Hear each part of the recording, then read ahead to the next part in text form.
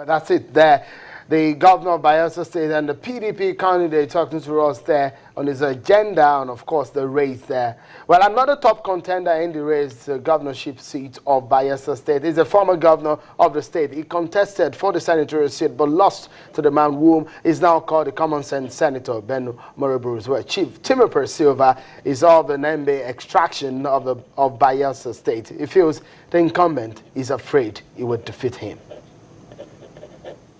What gives you the confidence, considering the fact that your major opponent is an incumbent governor and is of the PDP, which has a stronghold here in the state? Going around the state, the overwhelming support that I receive everywhere is my source of confidence that I'm going to win. The world over, incumbents have been won before, even in Nigeria. So it's not necessarily that you're an incumbent that you will win. Incumbents, that's an advantage, gives you an advantage, but it also has some liabilities, especially when you have not done well. And I think the outgoing government has not done well at all in Bayelsa. That is why the people want change now. Your major opponent, the governor, says that he has sanitized the state of major security threats and breaches, which he says was rife under your watch when you were governor. He says that you are incapable of handling security, the kind of peace that the state now enjoys. It's always a source of worry for me, because I feel that if somebody cannot see the problems before him, then how can he tackle them? There is the security situation in Bayelsa has never been worse. I mean, there are kidnaps every day. There are all kinds of problems every day, and yet the outgoing governor still always feels that the state is secure. The spate of armed robbery in Bayelsa is unprecedented now because of all the issues that he himself has precipitated. But unfortunately, he cannot see. So I believe that he cannot even handle the problem anymore because he can't even see the problem. I'm coming from the outside. I'm in a better position to see the problem, and I think I can better handle it. Having said that, you also recall that when I came in 2007 as governor, this state was under militancy threat. It had never been that bad. They even pursued us from government hand at some point. But I was able to handle it, not only for Bayelsa, but for the whole of the Niger Delta and for Nigeria. If I could do that, he hasn't done anything that we can see. I brought about amnesty. I conceptualized the amnesty program. I sold it to the federal government. And of course, that is one successful program that has brought peace to the Niger Delta, at least relative peace. So I don't see how anybody will say that I am not the best person to bring about peace in Bayelsa. The problem we have here is easy to resolve. I mean, I have a very clear solution for it. And as soon as I get in there, I'm sure it's not going to take me the first 3 to 6 months to handle the security situation in Bayelsa. The governor also says that under a free and fair atmosphere, you cannot defeat him. That your only hope is your reliance on the federal might and the use of the manipulation of state apparatus to win in this election. Is that so? You see, only an evil man is afraid where no man pursueth. Something about that, the Bible said that. You know, if you look at the situation before the election, when he was brought in 2012, you saw that it was done with federal might very clearly. They came in, they took over the state, they blocked me out of government house, the helicopter gunships were flying over Bayelsa, there were armies, checkpoints everywhere. People were so scared, and of course, he got into government. So he thinks that we're going to use the same strategy, the same tactics that he used. That's what is probably pursuing him. If not, I mean, you go around the state, you can see the overwhelming support that we have. I mean, because he has done poorly, definitely. He has exhibited so much ineptitude that the Bayelsans themselves have rejected him. But unfortunately, he doesn't know. I don't know what's really blocking his eyes, but somehow he just can't get it. And he thinks that I would need any security help to win. The people of Bayelsa, I want a free and fair election more than he does. or he's trying to bring in all kinds of elements into the. I mean, he goes to discuss with militants, or he sells the idea that this is not an election between himself and myself. It's an election for the soul of Bayelsa and for the soul of a German. So he tries to draft a Joe activists all over the Niger Delta and so on. We know what he's trying to do, but we are very confident that in a free and fair election, we will win.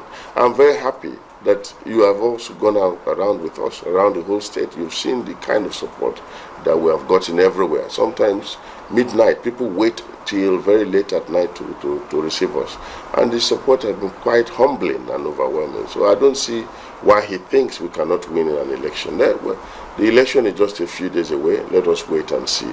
But I'm very confident that we will emerge victorious.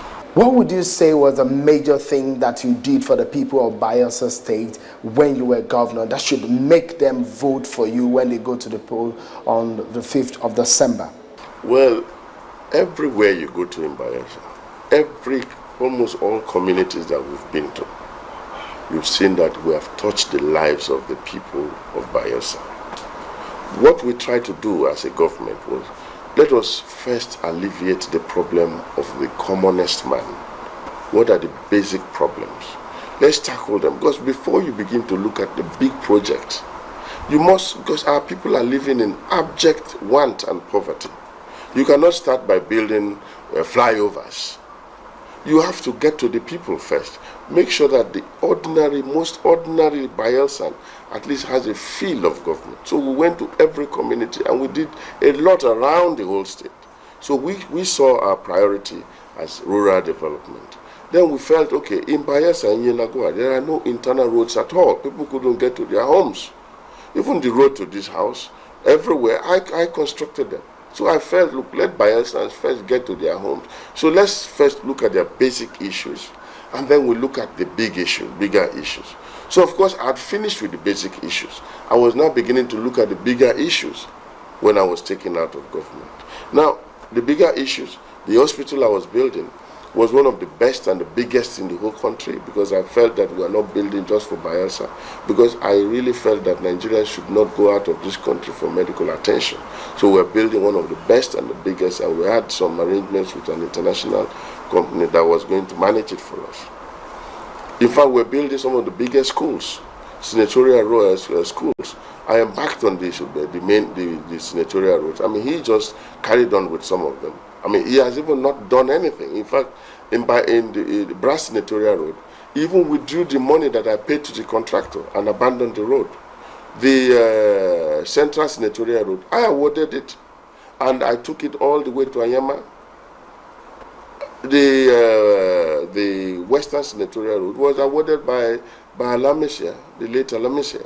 So what has he done that he can point to? The only thing that he has done that he is pointing to is a flyover, which I have always criticized, because I feel that it's a project that was really not required at the time, and and where it's even sited, it's not a good place, because you fly over and then that's the end of the whole city. I don't know what could have informed that kind of idea that somebody would build a flyover there. So as far as I'm concerned, we've done quite a bit. We touched the lives of people. In the power sector, every Bayelsan agrees that we did very well.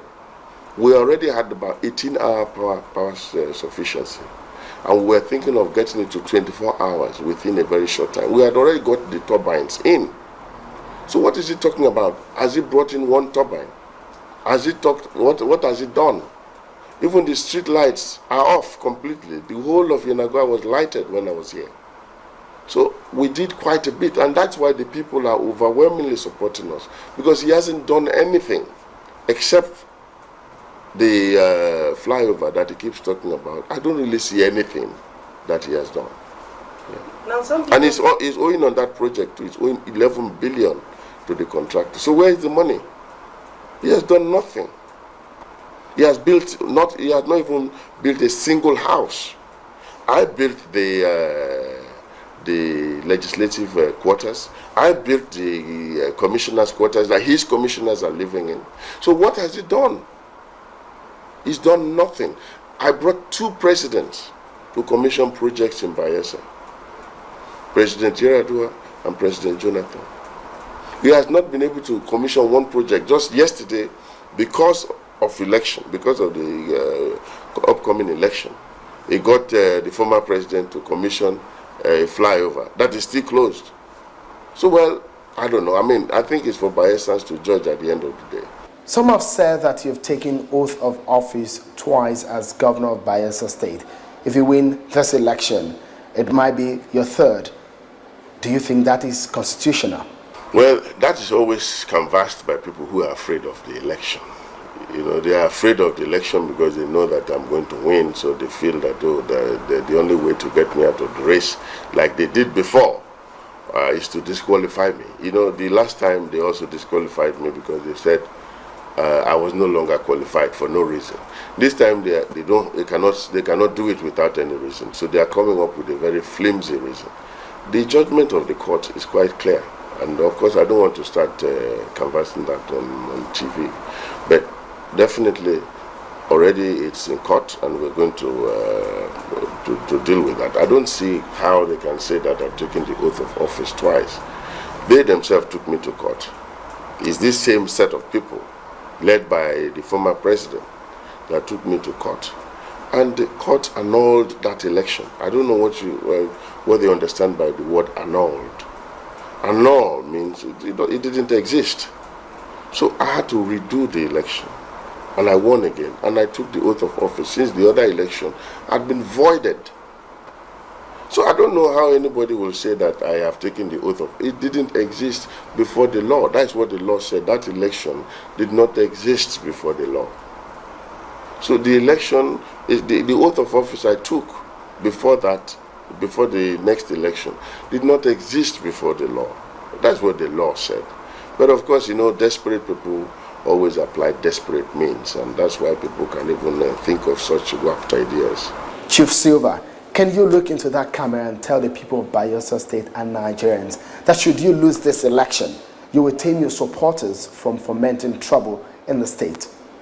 Of course, Nigerians and Bayelsans know that I'm a man of peace. I will abide by whatever the results are. I'm hoping to win, but I mean, should anything untoward happen, I'm only going to seek redress before the legal system, the court of law.